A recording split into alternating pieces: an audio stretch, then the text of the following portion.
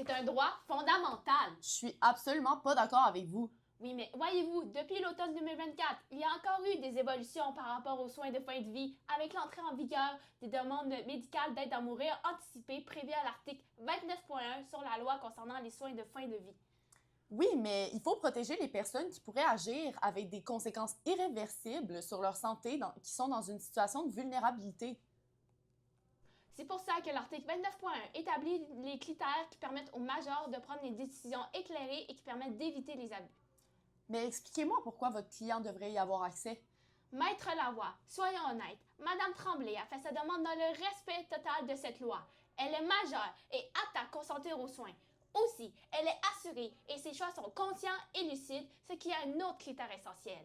L'article 29.1 est clair. Une personne peut formuler à l'avance sa volonté de recevoir l'aide médicale à mourir si elle risque de devenir inapte à consentir à l'avenir à cause de sa maladie. Je ne nie pas sa lucidité, Maître Dufresne, mais le Code criminel fédéral n'a pas encore été modifié et nous avançons sur un terrain très instable. Tant que ce conflit entre Ottawa et Québec persiste, un médecin qui exécuterait une telle demande pourrait être en infraction criminelle. Et pendant qu'on entend une réforme fédérale, une femme perd chaque jour un peu plus de son autonomie. Souvenez-vous de Carter contre Canada. La Cour suprême a reconnu que refuser ce droit violait la vie, la liberté et la sécurité à la personne. Refuser sa demande, c'est la condamner à souffrir contre sa volonté. Et qu'en est-il de Rodriguez? Il ne faut pas oublier que cette décision-là rappelait la nécessité de protéger les personnes vulnérables. Madame Tremblay est au début de l'Alzheimer. Aujourd'hui, elle comprend, mais demain, qu'en est-il de demain? C'est justement pour ça que l'article 29.1 existe, pour que ces personnes ne perdent pas leur voix avant de l'avoir utilisée. Le processus est strictement encadré. Il faut répondre aux critères suivants.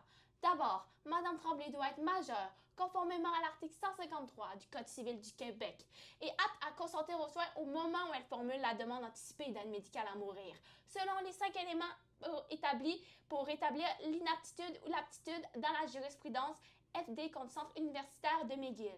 Elle doit aussi être assurée au sens de la loi sur l'assurance maladie du Québec et être atteinte d'une maladie grave et incurable qui mène à l'inaptitude à consentir aux soins et qui cause des souffrances physiques ou psychiques persistantes, insupportables et impossibles à soulager dans des conditions tolérables. Madame Tremblay répond parfaitement à tous ces critères. Je n'en doute pas, mais notre devoir reste de protéger les personnes vulnérables. Protéger les personnes vulnérables inclut le respect de leur dignité et de leur autonomie. L'affaire Truchon a aboli le critère de fin de vie parce qu'il discriminait les personnes atteintes de maladies dégénératives. Madame Tremblay ne fuit pas la vie, elle fuit la souffrance, d'où l'importance de l'ajout de l'article 29.1 de la loi concernant les soins de fin de vie.